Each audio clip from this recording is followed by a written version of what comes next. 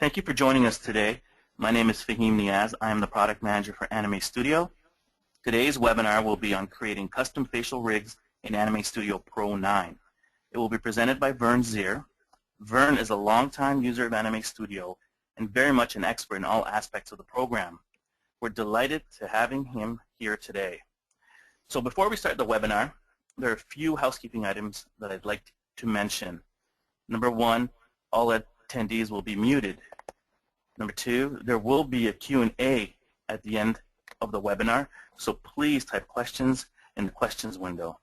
And finally, number three, this webinar will be recorded and posted on our website in a day or so. So with that, let's get started with this webinar, and we'll pass the reins over to Vern.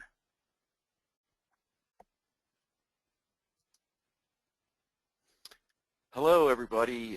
This is Vern Zier. I'm known as Hey Vern on the Anime Studio Lost Marble Forum. In the presentation today, I'm going to be covering creating a face or a head rig for a character that has external bone controls with markers that are outside of the face area of the character so that you have a clean, uncluttered view of your character while you're animating. Often it's nice to have a clean view so you can see what you're doing. Hopefully these techniques will help streamline your animation workflow. Also, I'd like to add that although I will be creating this face rig from scratch using my preferred techniques, this type of external control rig can be used for any type of bone rig. Basically, you're moving your controls from the actual bones to separate bones using bone constraints. I will be doing a lot of bone constraints with this setup, but they aren't complicated, and I will show you how they're done. Another thing I will be doing is to keep the time short and keep the process flowing along. I'm going to be using a lot of shortcut commands, and I'll try to mention them as I'm doing it. And if I forget to, just keep an eye on my tool palette while you're watching, and you'll see which tools I'm highlighting.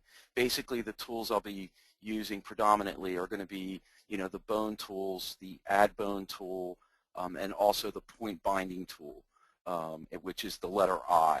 I'm going to be using that a lot just to streamline the process. So anyway, what I'm going to show you first is the final rig that I'm going to be creating today.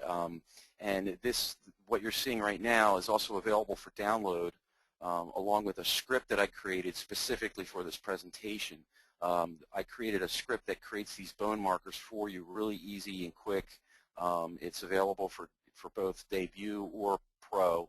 I actually created this rig during one of my practices. So this is the actual final product. And as you can see here, I have the construction curves turned off, and I have my bone markers set up, and I can show you the features of what I've done. So I have this is the upper lid control, and as you can see, it controls both eyelids.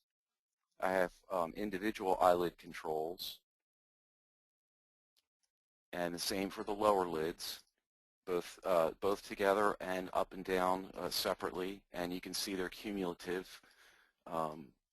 The actions or the keyframes are additive.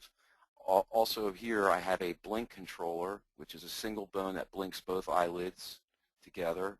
I also have an eyeline control that changes the eyeline of the lids. And there's also a eyebrow control with bones that can be used to rotate and pose the eyebrows, and you can also scale the eyebrows with the base of that bone and do some interesting effects. Over here we have our eyeball controls. Now I'm selecting both of them, and you can see that when I scale, it makes the eyeballs big. I can come over here and use this control bone here to move the eyeballs around. There's also some extra bones here that are in the file that you can download. It uses the same techniques But if there's time, I'll add that in, but I think we're going to just let that go as a bonus feature. But it is available in the final file you can download, and it uses all the same techniques that I'll be presenting, so it's not that difficult to understand how it works. So let's move on real quick, and let's get started with this project. The first thing I want to do is I'm going to select my face layer so I can grab that, the style and copy it for when I start. So I'm going to start a brand new document. We'll start from scratch. So the first thing I'm going to do is create a bone layer, and I'm going to call it head. And I'll just go ahead and use my layer 1 that's already there. I'm going to set up my bone layer first for the various things that are going to be happening with this project. The first thing I'm going to do is I'm going to set my masking for the masking of the eyes. I'm going to set the masking of the bone layer to reveal all. Now, I'm not going to go into a lot of details on the complexities of masking, but this is basically when you set it to reveal all, everything shows up. You don't have to worry about it until you're ready to do stuff with it. For bones, I'm going to be setting it to region binding. That's my preferred binding mode for bones, and it works well with this presentation. So now that that's set up, I'm going to go ahead and get started creating the face, and I'll start with the face layer. So I'm going to draw my shape here for my head or face. And because I'm going to be using point binding, and this is a head layer, generally a head layer in a character would be bound to a neck bone within a body skeleton. So this doesn't really need to have a head bone and a lot of bone influence going on. So basically what I'm going to be doing is I'm going to start out from the beginning and release all the points. So all the points are selected, and the face is not going to be bound to any bone, so I'm just going to go ahead and release the points on that face. And now I'm going to create a new vector layer. This one will be my eye base and mask. All right. Now this layer will be visible and it will render, but it's also the base layer for the eye whites. And I'll show you how that works out as I go along. It's also going to be the starting point for the eyelids. So what I'm going to do is I'm going to create these two eye shapes, just copy and paste. And that's my base layer for my eyes. And once again, I'm going to select all the points. I just hit Command A, and I go under Bone and Release Points. And now I'm going to duplicate this layer, and I'll call this lower lids. These are going to be the lower eyelids. And the first thing I'm going to do to get prepped for this is I'm going to select the center points all the way across, and I'm going to peak those points.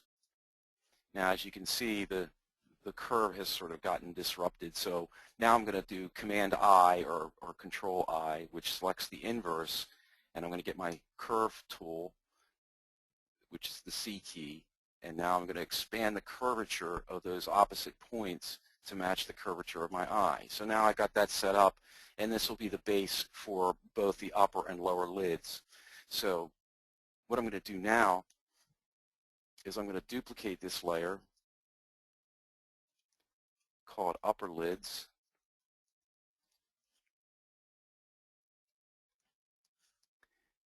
and I'm going to select the lower points and press T, get my translate key, and move the lids up. I'm going to go to the lower lids and do the opposite. I'm going to select the top points and slide them down, and now I have my eyes are all ready to go and they're all set up. I'm going to go to my eye base layer, and I'm going to change the fill color to white because these are my eye whites. And now the next step would be creating the eye balls or the pupils of the eye. So I'm going to create another vector layer. I'm going to call this Pupils. And I don't need separate layers for this. These can be on the same layer. And I'm going to pre-set my fill styles to black. And these are just going to be very simple.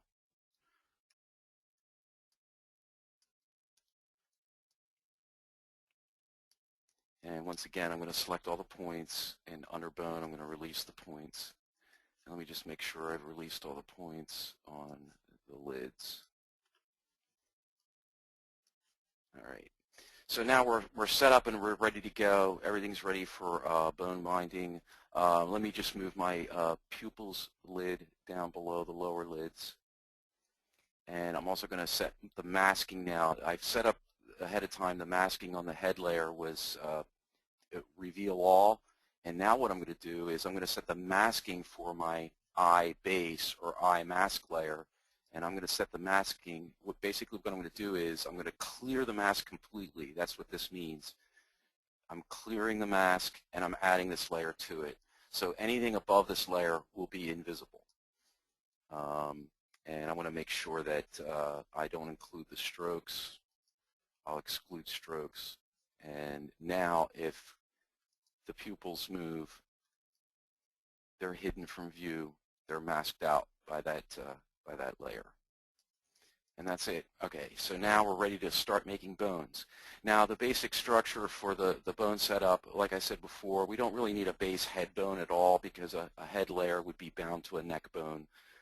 So basically all the bones and the bone hierarchy, the organization of the bones is based on what they do. And so the way I like to think of it is there's two sets of bones. There's a set of bones that control points, and there's going to be a set of bones that control other bones. These are the bones that you're actually going to animate. So there's bones that control the points that you don't really need to see, and then there's the other magic bones that control those bones, and those are the ones that you need to see and need to animate with. Basically with this setup, I don't need to name the bones anything specifically for the face point control, but for the marker, the bones that are controlling the animation, you do want to use logical names for that. So let's start off with the point controls. And to make this a little easier to see, I'm going to click the wireframe view under my display quality, so it's a little easier to see what I'm doing when I'm binding the points. I'm going to start off with a parent bone, hitting the A key to add a bone. And this is just going to be a top-level bone for the eyes and the face. And then the next bone I'm going to create will be the upper lid bone. This is just a bone that's going to be the parent of all the upper lid bones. And then I'll have a matching bone for that for the lower lids. So then the next, I'm going to start with the right eye. And what I'm going to be doing here is creating 3 bones that are in a chain. And these bones don't have to be in any specific location. They don't have to be a specific length or size. Bone strength doesn't matter because of the way I'm setting this up. In fact, they don't even have to be over the eye. The reason I'm doing this is it's logical, and you can see that these bones control this eye. These bones will control that eye, even though they don't have to be here. That's the way I'm doing it.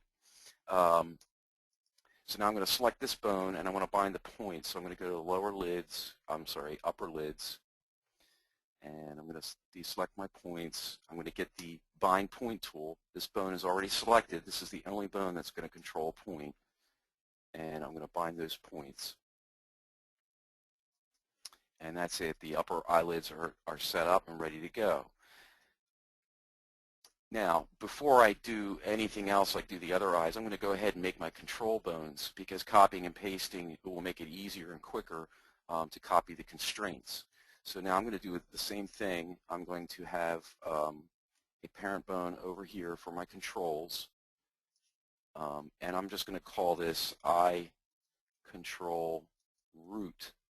Now this bone doesn't control anything, but it's the parent of all the control bones, and this is nice during the animation process. You can move all the control bones out with just by moving one bone. So that's why I created that bone.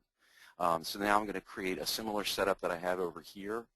I'm going to create a top, I'm going to call this upper lid control. And basically this bone is the parent controller for both upper eyelids. And now I'm going to create my right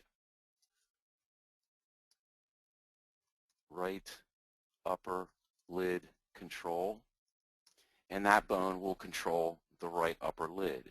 And that's it. We're done. All we have to do now is do our constraints. So the first thing I'm going to do is I'm going to constrain this bone to this bone. So I come under here, I go to position control, and I'm going to select my right upper lid control right here. For the purposes of this presentation, I'm going to be setting the x-axis. This is the side-to-side movement of the bone that's being controlled. I'm going to set it to 0. Just to keep it simple, the lids go up and down. That's all I want it to do. Leave it the y movement to 1. Now, the next bone up is going to be the both lids. So if both lids have this same bone and they're both constrained to this top level bone, they'll both move together. And since this bone here is a child of this bone, wherever this one goes, this one's going to follow along, and that's how you get your dual control. So the second bone up, I'm going to set its position control to upper lid control. And once again, set it to 0 and 1 for the X and Y axis. And now we're pretty much done with that right upper lid. If I go to frame 1 and test out my animation, let's just make sure it's nice to test these out. So there I've got my single lid control and I've got my upper lid control. Now the trick will be is to duplicate this for the other eyes, and that's actually quite easy. To save time, what I'm going to do is I'm going to actually swipe over all of these bones and this bone, and I'm just going to copy and paste, and I'm just going to slide it over. Now what happens is, because I copied and pasted, this bone here was bound to this one, and because I copied that target constraint bone along with the bone that's being controlled, it copied that constraint. So now all I have to do is rename this bone. Instead of right upper lid control, I'm just going to change the name to left, and we're done. The only thing we have to do now is change the constraint on this one to upper lid. This is the second one up, so this one's going to be controlled by the upper lid control, and it already has the number set because it was copied and pasted. And now I also want to make sure the parenting is correct. You can see that these copied bones did not get the parent set. So I'm going to select, I hit the P key to get the parent tool, the reparent tool. I'm going to parent to that. I'm holding Option to select another bone, and then I'm reparenting to that. And so now we're set. I have to do point binding for that upper lid. So I'm going to go to that layer. I'm going to select this bone here. I'm going to press the I key, select that point, just that one single point there for that lid. And let's switch back to our display quality so we can see what we're doing.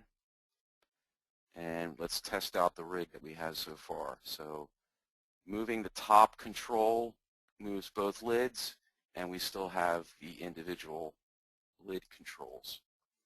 And now duplicating this setup for the lower lids is even easier now because everything's in place and ready to go. When we copy and paste, we're going to get a duplicate set of all the bones and all the constraints, and we won't have to do anything except rename the bones.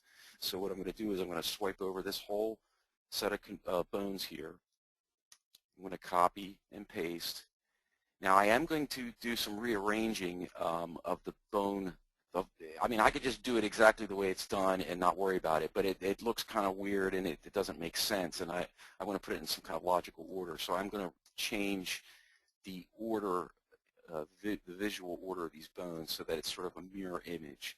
So these are the upper bones, these are the upper lids, these are the lower lids. So I'm just changing the way they look on the screen, changing their position on the screen. And down here, this will be a little trickier because I'm going to slide this first bone down up here and then push this one up like that. So now we have the reverse order of the bones up here. And I'll do the same over here. Just slide that bottom one up and slide the second one up. And now we have a reverse order. I can select both of these and slide them to their proper location. And what I'll do is I'm just going to be adjusting the spacing a little here. It's not important, but it just, it makes things nice. I like it to look good. Like I said, they don't have to be in any exact position. It's not critical. And once again, I'm going to go to now the lower lids, and I'm going to use point binding once again. So I'm going to select this bone here, select the point binding tool, which is I, highlight that point and bind it.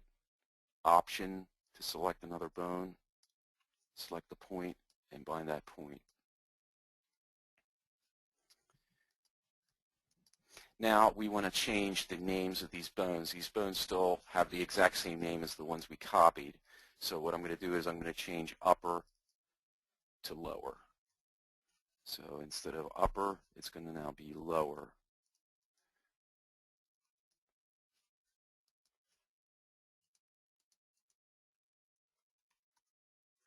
And just to verify, we're going to double check to make sure it copied the constraints properly. This should now be constrained to the lower lid control, and as you can see it is. It's constrained to right lower lid control. Because I copied all those bones and pasted them, it made a duplicate of the constraint setup. So I didn't have to reconstrain anything. I just had to rename the bones just for visual reference. So we should be good to go. Let's turn our quality display back up, and I'm going to go to frame 1. Let me delete my keys that were already in place. During this testing phase, when I'm rearranging and moving bones and changing parenting, any keyframes that were there previously are going to get all messed up and look weird. So I always just delete the keys. And so now we're going to test this out. Let's see what we got. We've got our lower lids are now working properly. And we have our upper lids doing exactly what we want them to do. So now this is great. I mean, you could do everything you need to do with just this setup. Of course, it's a lot more keyframing because you have to go in. If you want to blink, you got to blink all these bones at the same time. And you have to do that over and over. So let's set up a blink controller. And now remember, this is the upper lid control and the lower lid control. So the blink controller is going to be above both of these. So I want to make the blink control to be a child of this top eye control root. And I'm just going to hit the A key to add a new bone. I'm going to just put it down here, and I'm going to name it blink. So now we have our blink control. Now you'll remember I had created these extra bones over here, and we still have a third bone that isn't used yet for anything, and that's what I'm going to use for my blink control. So what I'm going to do is I'm going to select all 4, both the upper and lower extra bones that I had created that haven't been constrained yet, and I'm going to go under my bone constraints, and I'm going to select for the position control, I'm going to select blink, and I'm going to once again set it to 0 on the X. And now let's test that out and see what happened. Let me get rid of my keys. Let's move this. Let's slide this. Now look, it's not working properly because we constrained in the same direction. So both of those extra bones are going in the same direction, so we're not actually getting a blink. So what we need to do is we need to change the direction on just one set of bones. So I'm just going to go ahead and use the bottom lid bones. I'm going to go under my bone constraints, and as you can see here, it's set to the blink, but it's a positive number. I'm going to set it to a negative number. And now when we go to test out the animation, now when I slide my blink closed, the bottom bones go in a negative direction and the top bones go in a positive, and now we have our blink. So now, so let's say you're working on this and you go, oh grief, I want to do an eye line changing bone, but I didn't add enough bones when I created the setup. I only put the 3 bones in. Well, it's really easy to add new bones in. I'm going to turn back to wireframe on the quality display. It's really straightforward because basically the setup is pretty logical. All our controls are cascading down this simple chain of bones, and I just need to add another extra bone at the bottom of each of these groups. So I'm not going to worry about parenting at this point. I can reparent stuff later. So just to make it really fast and quick, I'm just going to go ahead and just draw the bones real quickly with this one up here as the parent. I'm just going to draw these bones. And remember, the upper lids are at the top and the lower lids, I'm adding a bone at the bottom of the group. And like I said, it doesn't have to be a specific length or position or anything like that. And now I'm going to do the reparenting. So I'm going to select these two, and I'm going to parent to here. And then I'm going to select these two bones, parent to there. And now the other bones we have to change are this one. This one is now parented to this bone, and we need it to go to this one. So I'm going to change that to this. So now we have this nice chain going up. That's what you're looking for in this process. So I'm going to option click, reparent, option, reparent, option click. And now we have our bone set up now ready to go for our eyeline control. And it's just as easy to set up as everything else. I'm going to come over here, and once again I'm going to select this top bone because our eyeline control is outside of both lids. It's going to control both of them. I'm going to add a new bone here above the blink, and I'm going to call this bone eyeline.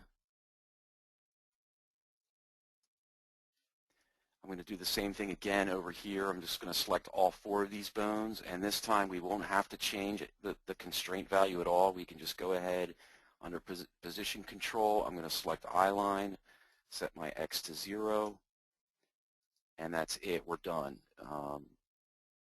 Set our display quality. And now when I do my eyeline control, both lids go up because of the cascading chain of control of these bones. The blinks work. Everything works.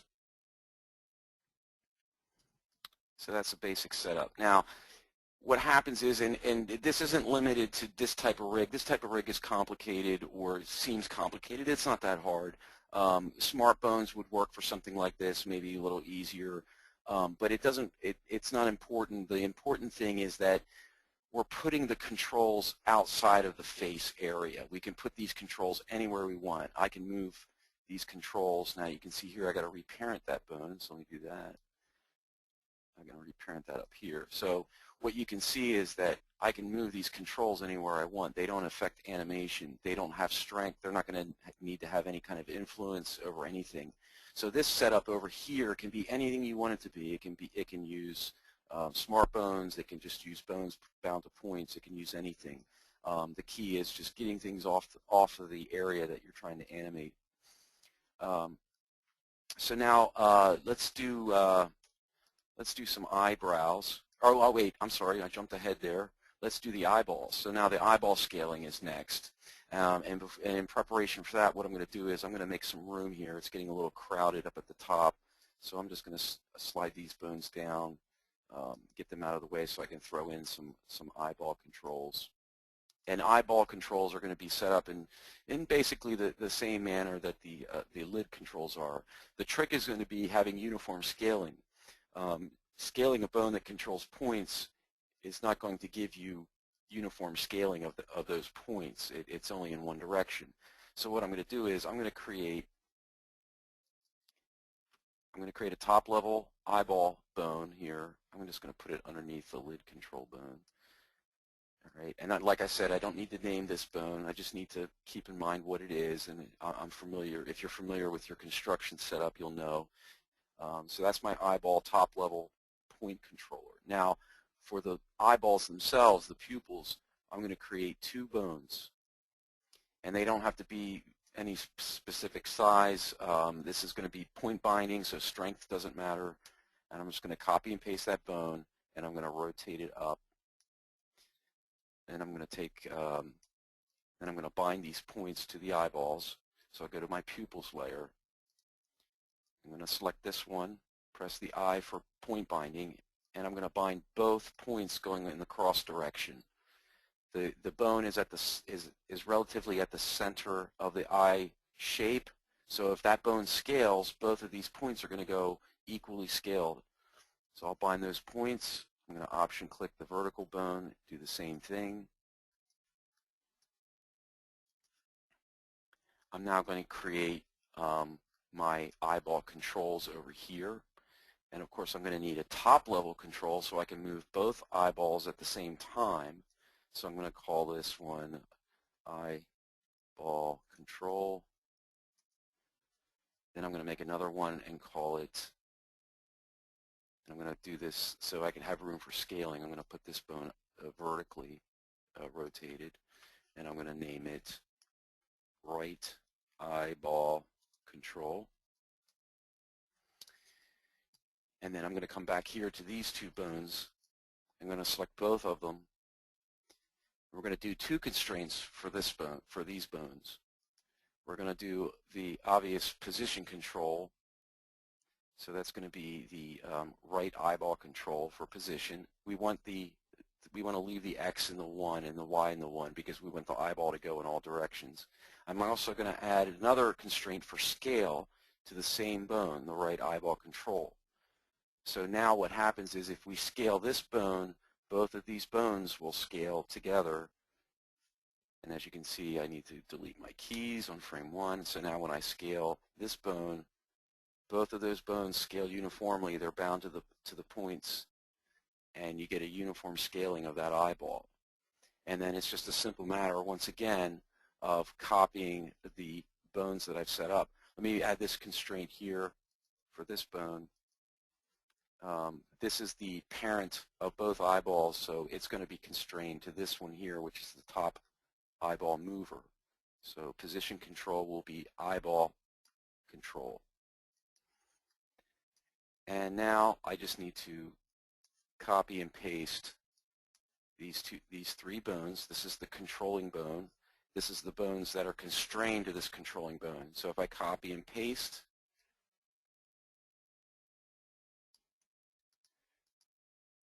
and then all I have to do is rename this bone to left eyeball controller. And now I'm going to bind the points of the pupils for the left side in the same way I did it on the right side.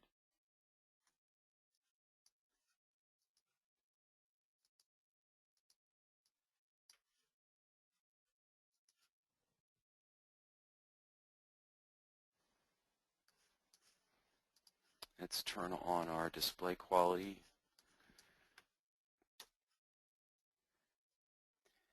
And now we have I think I have some parenting issues. Okay, I missed a step, which is good. I'm glad I did that. I forgot to reparent these bones. These bones need to be parented. So let's check our parenting. And as you can see, it's not correct. So let me get this bone here. These two bones should be parented here. And these two bones will be parented here. And let me delete my keyframes. And let's just verify that our constraints are correct. Left eyeball controls for the scale and the positioning. And this is right eyeball control and right eyeball control. And let's check our parenting over here. There's another one I missed. So I want that to go there. And that should take care of it. Let's turn our display quality up again. And there we go. And now it's working. So we have our eyeballs moving around both together. We can do a little cross-eyed effect if we want. We can select both of these bones together and scale them, and the eyeballs get really big. And so we have a nice little system here. So that's the face. The face is this whole eye setup is done. We have these nice external controls here. I guess what I'd like to do, I think I'll leave the eyebrows. Let me do the markers next because that's really important, and I want to show you how that works, and then I'll do the eyebrows after that. So what I'm going to do now is show you this script that I created.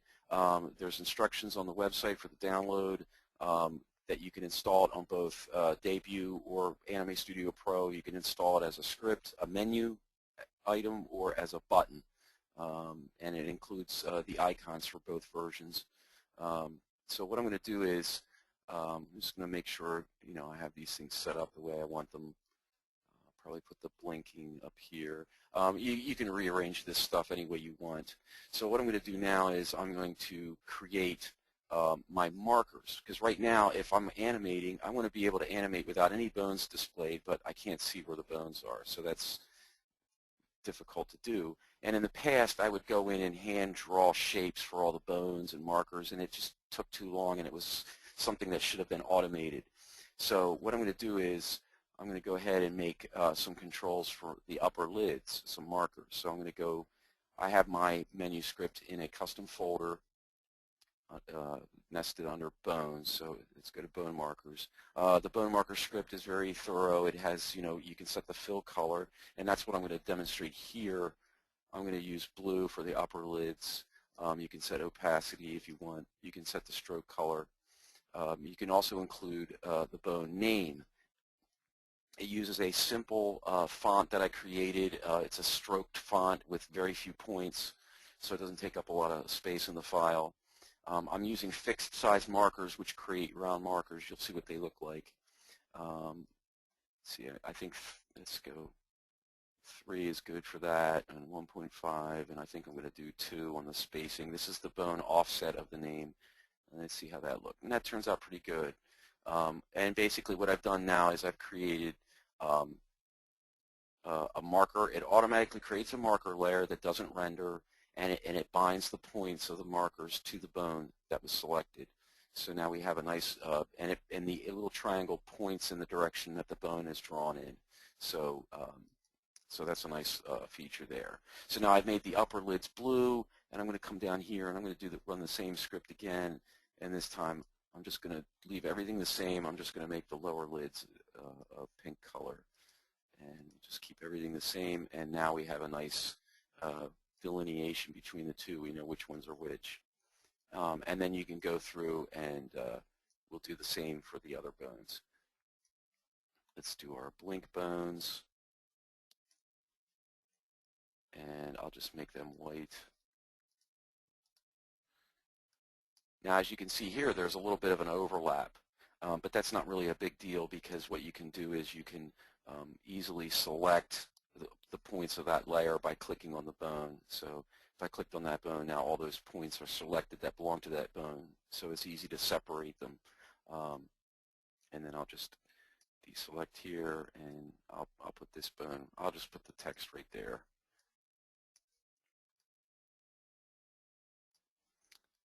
And up here, we'll do the same thing with these. Now, these two bones here are scaling bones, and maybe you don't want to have just the little weird little circles. So I'm going to use a different setup for that. I'm going to click on the Create Bone Shape, turn off Fixed Size Markers, and now it'll draw a bone shape. And I'm going to change the offset. And now what it's done is it's created a bone shape that will reflect scaling a little more logically. And so as you can see, the marker script is very helpful. It's very quick and fast, and it saves a lot of time in doing the markers. But this is the most critical aspect, in my opinion, of why I'm doing this, is to get these controls off the face so that you can comfortably see what you're doing while you're animating. You can push the controls away, you can move them around, you can do whatever you want with them, and they're still available. And there's no bones cluttering up the view of your face or even of your character. It's not limited to just faces. You can do body rigs with this as well. So real quickly, I'm going to go ahead and add in the eyebrows. Eyebrows are a little more complicated. They might, depending on how you want to do them, you might want to add more bones to them so that you can bend them in different directions. And let's see how fast I can put that together. The first thing I want to do is I'm going to create a vector layer for my eyebrows. And I'll call that eyebrows. Once again, I'm going to be doing point binding on this, so I haven't really touched at all on the strength of the bones, and I'll just, you don't really need to worry about that with this type of rig, this type of setup. It's all point binding or release points, so the bone strength is irrelevant. So let me get my add point tool, and I'm just going to draw a really quick, simple eyebrow. I'm going to select these points and peak them. And Hi, Vern. While you're creating the eyebrows here. I'm Mhm. going to remind everyone in the audience to please ask questions. We do have another 20 minutes, and hopefully Vern will be done pretty soon with this presentation. And the last portion of the webinar will be focused on the Q&A. So please ask questions in the questions area. Thank you. Okay, so now what I'm doing is I'm setting the eyebrow layer to don't mask. I don't need it to be masked. And I just have a simple shape for it. I'm going to copy and paste and flip it over here. So there's our little eyebrows. And now we just need to do the bones. And once again, I'm going to switch to wireframe to make adding bones a little easier.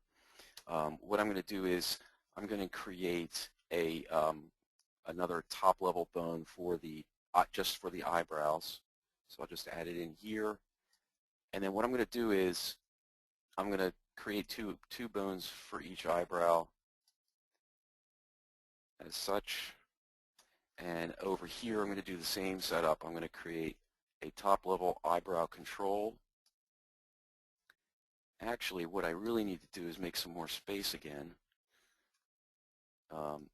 And because I'm going to have to redo my bone markers, I might as well just delete that layer. I can do that again. Because making bone markers is so easy now, you can easily just delete it and redo it.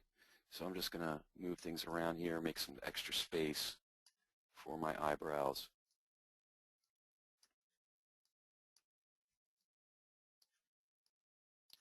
So I'll start here with this one as the parent. I'm going to create this will be eyebrow control for both. And then I'm going to create two bones here in the same sort of orientation that the actual point bones are in. And I'm just going to call this, I'm going to name them both at the same time. At the same time, I'm going to call this eyebrow control. And then, let's say this one's 1. All right, so this one will be 1. It'll be, okay, let me just do this again. I'm going to put in there right eyebrow control. Okay, and this one's 1, and this one will be 2. So I'll just change that to 2. So we have two bones. And once again, I'm going to copy and paste. After I create my constraints, I'm going to copy and paste so that I only have to do this on one side. So now over here on this bone here, I'm going to do two constraints. I'm going to do a position control of right eyebrow control 1, and I'm going to do a scale control of right eyebrow control 1. And I'm also going to do an angle control. So I'm doing all three of these here. Right. So angle control is also right eyebrow control 1. And then on the second bone, this will be angle control, right eyebrow control 2. We're not going to do a position control. You can add that in. It doesn't really need to be at this point. And then I'm going to do scale of right eyebrow control 1. Now this is interesting because I'm only using one bone for the scale control. It just makes it easier for uniform scaling. If you wanted to do it the other way, that's fine. I just find that this covers all the bases, and it's pretty simple setup. So we're all set up and ready to go. I'm going to go ahead and copy these two bones and these two bones.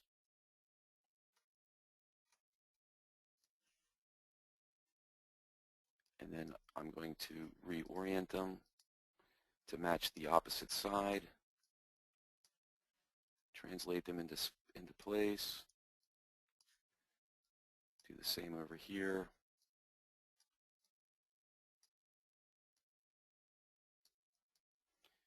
Set my parenting so it goes to the right bone.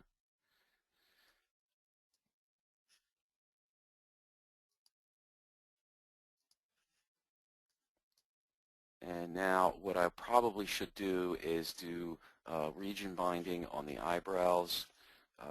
All the other bones are point constrained, so I don't have to worry about anything. So I'm going to, whoops, I think I did something there. All right, I pressed the wrong key. All right, so I'm going to set these to FlexiBind points. and I'm going to check the strength on my bones. So what I'm going to do is I'm going to select all the bones and I'm going to look at the strength. Now this is crazy. I don't need any strength on any bones. So I'm going to set that all to 0. And now I'm just going to select my eyebrow bones and I'm going to set their strength. And basically, because they're the only bones that have strength, there should be no problem moving those eyebrows around.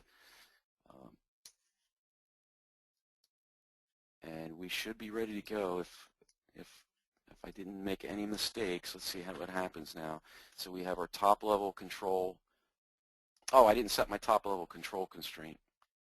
I knew I forgot something. It's too easy. All right, so there's our top level.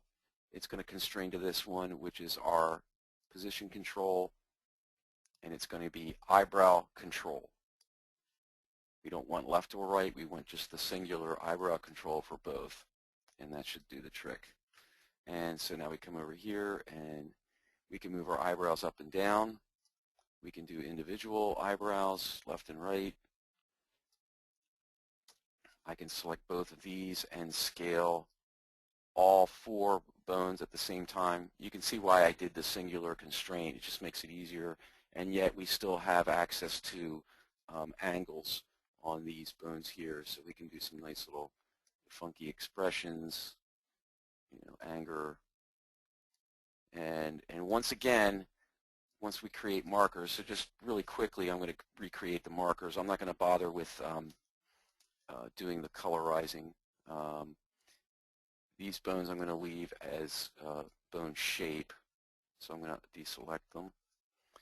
And I'm just going to go to my bones, bone markers. I'm just going to use one color, fixed size. Then I'm going to do my bone offset to 2, bone name offset, and we'll just use that. And then I'll select these bones here.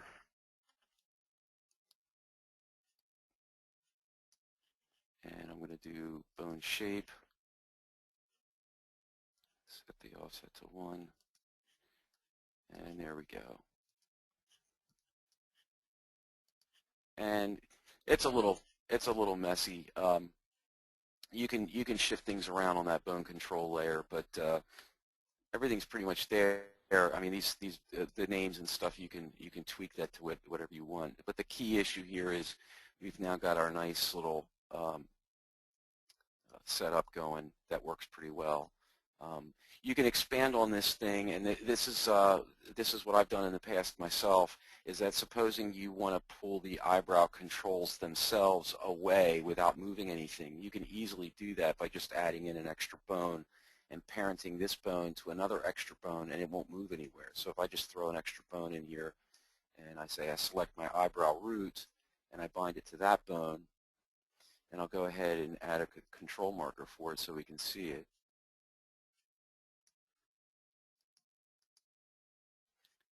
And I won't need a name for it. And basically, what I've just now created is an extra bone that allows me to move the controls of the eyebrows. Let me just see here. Probably moved the wrong bone.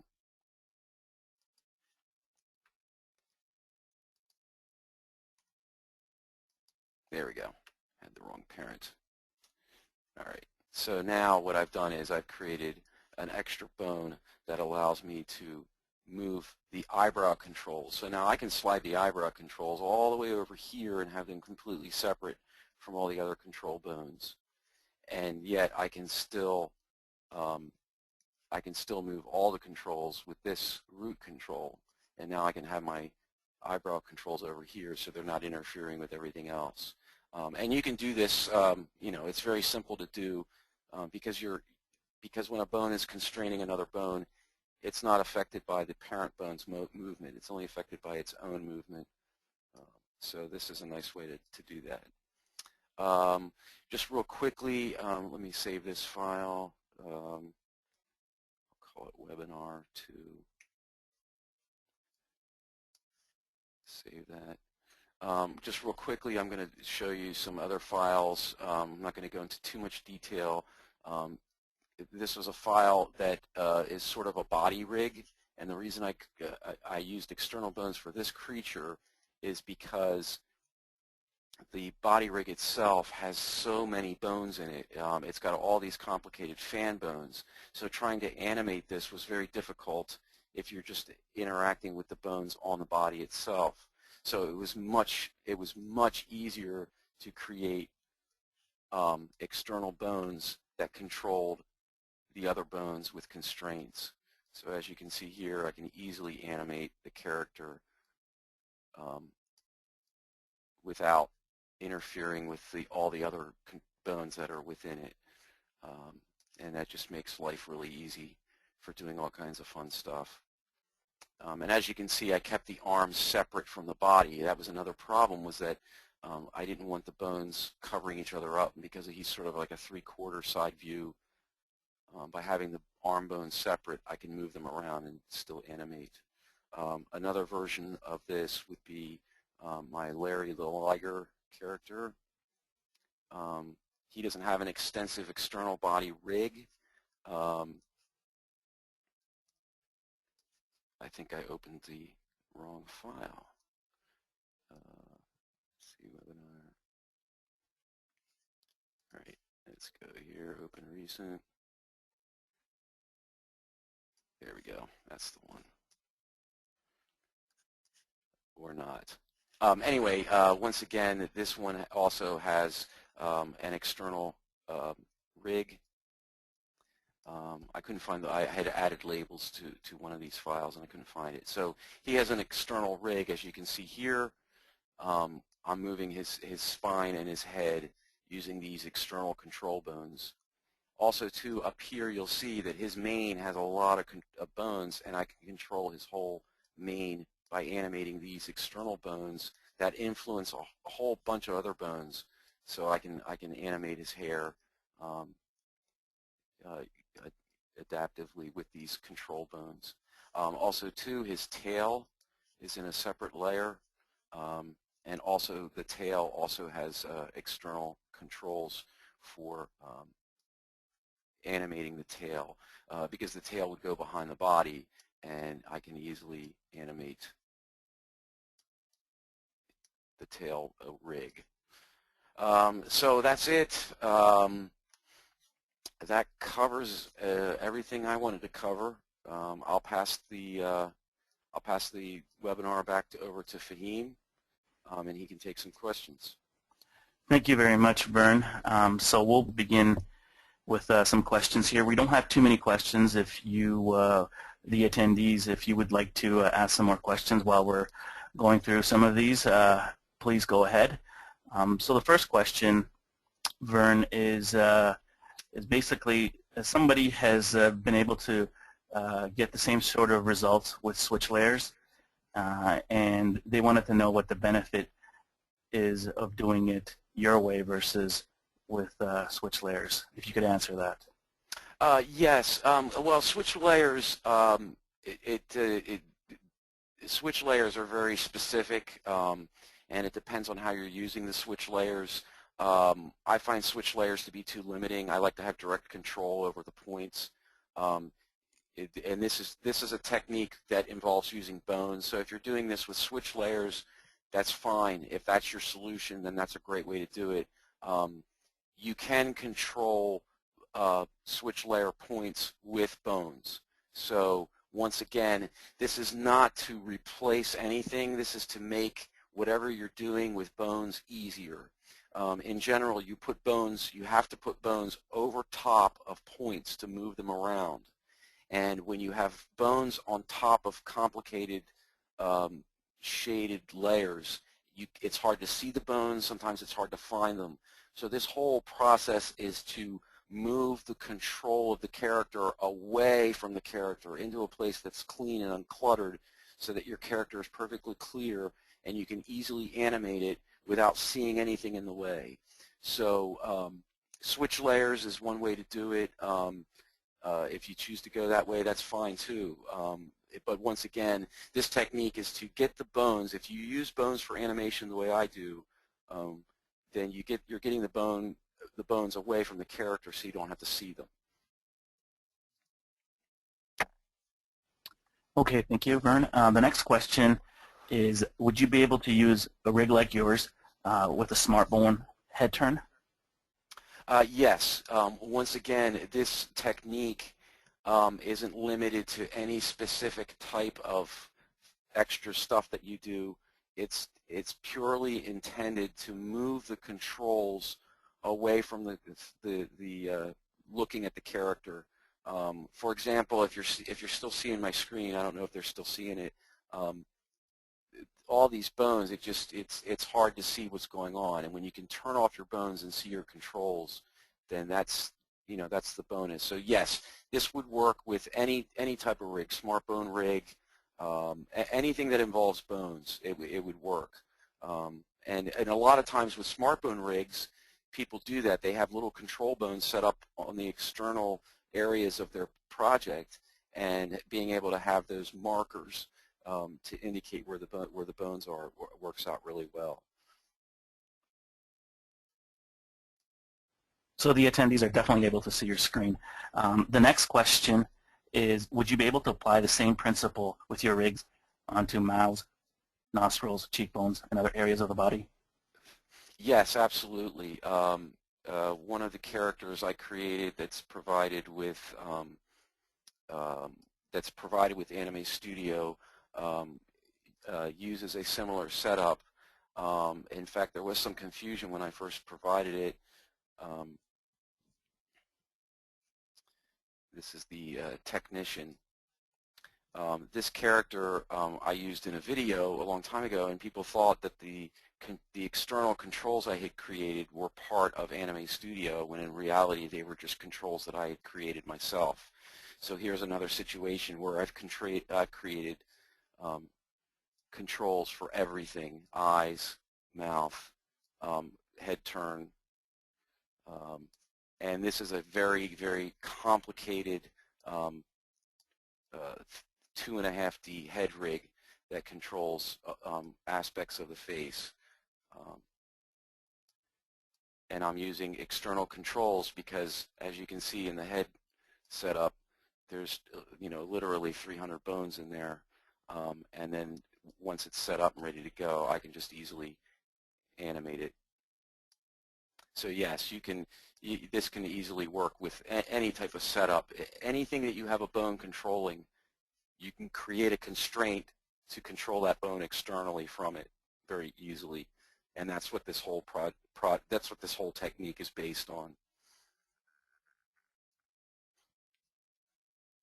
Okay, thank you. The next question is, as it takes a long time to set up this rig, is there a quick way to copy it onto a new character quickly? Yeah, actually, I mean, you could, let me just open up the original, let's see, webinar face. You could simply copy these bones.